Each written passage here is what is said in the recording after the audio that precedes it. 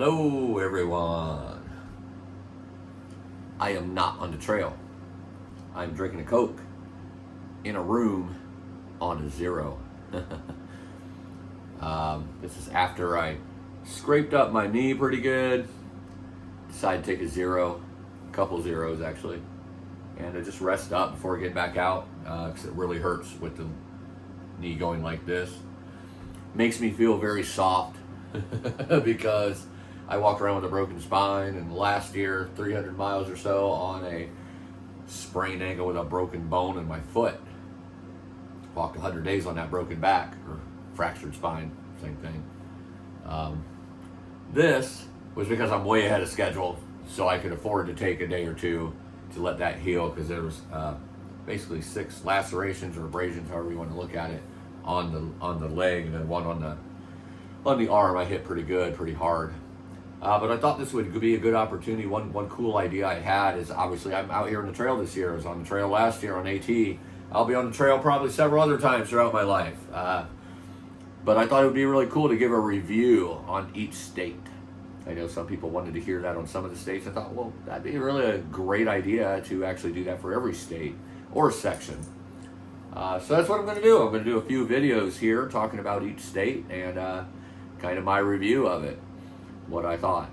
So this one is the first one, Georgia. So I started beginning of February, Amicalola Falls, the approach trail up to Springer. It was absolutely beautiful. It had just had an ice storm, I guess, a couple days before I started, so I really got lucky on my start date, as it was sunny and warm during the day. I think it was cloudy on day 1, maybe 50 degrees, but 20 at night. So the nights were really cold. In Georgia, being the southernmost state, it still gets cold. So I'm talking about through hikers here and anyone who just wants to go there, section hike, day hike, whatever. Just my review of the state. And in a nutshell, Georgia is beautiful, to say the least. Last year when I was in Georgia, it was pretty much all fogged in the whole time. There was some rain, mild temperatures though, just real foggy. This year was the complete 180 of that. So started out in Amicalola, went up Springer, did not go to the first shelter on the trail, but the second shelter, so it ended up being like a 16-mile day. Really nice shelter. The shelters in Georgia are really nice. The terrain for the most part is really nice. You have some steep climbs. The first big steep climb is Sassafras Mountain, which I don't think you really even see that in the Far Out app as far as which one is Sassafras. You will see that in the comments. It's more of a local name, I think, because last year when I went through it, I had no idea. I just remember asking a couple of people, like, what the heck was that mountain? It just felt like it went like this, and like this, and like this. Like, it was the first time in my life that I felt like I could hear my heartbeat. It was just beating so hard on my rib cage and chest. I'm like, it hurts like boom, boom, boom. I'm like, what the heck? I'm used to climbing mountains. I'm used to climbing really steep mountains out west. That's all I train on and all I hike is, 25, 30, 35% grades on mountains.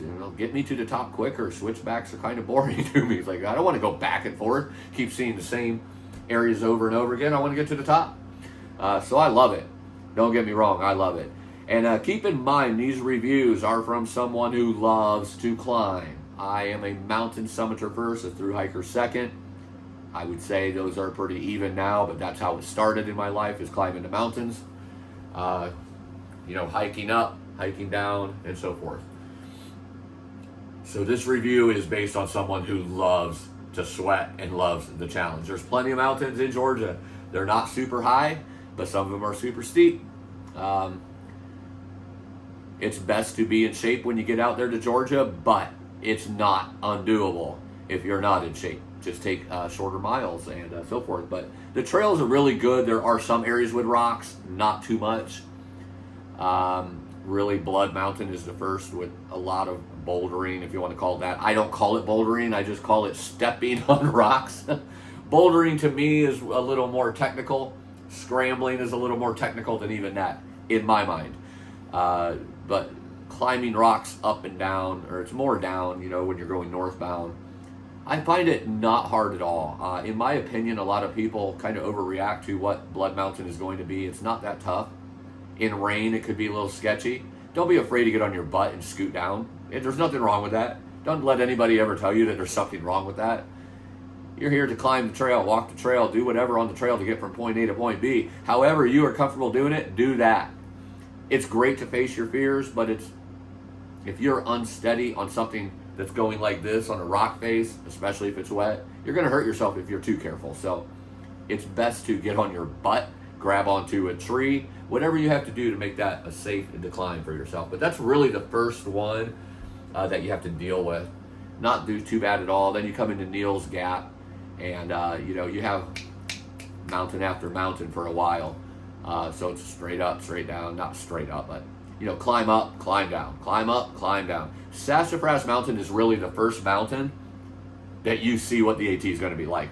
So once you get past that second shelter, you're going to go about 5 miles, I think it is, 5 or 6 miles, and you're going to be on Sassafras, and your heart's going to go like this. You're going to wonder if you have enough cardio strength to do this. Your legs might be burning. You can do it. Take your time. Don't be afraid to take breaks. Drink water, lots of water. Stay hydrated. Georgia is in the south, especially if you're in the spring or summer. It's going to be warmer. I was in February. It was still warm, especially when that sun's beating. Because again, I don't know if I've told you, but it's in the south. It could get warm. So definitely be careful of your water intake. Plenty of water in Georgia. Not really any dry areas unless maybe, in the summer there might be. But really you just want to be careful on the climbs if you're not used to them. Just take your time. If you need 8 miles a day, 10 miles a day, do that. I started off, with my 20s because that's what I do in between through hikes as well as through hikes. I like to climb. I like to hike long, not short. But once you get to Blood Mountain, you come down and you go around Neal's Gap, a place where people put their shoes in the trees. You're going to go up and down a lot of mountains there for a while, and then you're going to come up to basically coming up to close to Trey Mountain in that area. Gets a little bit steeper and higher elevation climbs. And right around Trey, right before, there's a side road side trail. What is it called? Jake's Knob, I think, trail. That's the trail you want to use if you want to go to Brasstown Bald, which is the highest summit in Georgia if you are a high pointer. That trail will get you there and then back 20 miles up, 20 miles down. It goes over Jake's Knob and then gets to Brasstown Bald. I did not do it that way. I actually got picked up after Blood Mountain and taken to the Brasstown Bald and then climbed that the same day that I did Blood Mountain. And then I stayed at a bed and breakfast there behind Neal's Gap, or down the road from it a little bit for that night, and then brought back to Neal's Gap the following day. So I did a lot of side trails in the beginning, which I didn't do as I went on further because I did so many side trails last year. I do a lot of side trails to get to the summit, so because that's what I'm all about. I like to bag my mountains. They're symbolic for me. There's something that shows, hey, I conquered this. I got on top of it. It was an obstacle. I got on top of it. I conquered it. Now I want to celebrate it. Even if I have to go on a side trail, I will do that because I want to touch those summits. In life, it's all we ever do is climb mountains, tragedies, obstacles, health, whatever we have to go through. And that is my way of taking control of that. I have to fight that in life, not really my control. But on the trail and in the mountains, I'm controlling that. I'm taking it on. Yes, it's still going to be a battle. That mountain is fighting me. It's an obstacle in my life, and I have to overcome it. So I'm all about climbing the summits. Those who are new to the channel and might not know that about me and this channel and what Fortune Adventures and Is in the Bag is all about.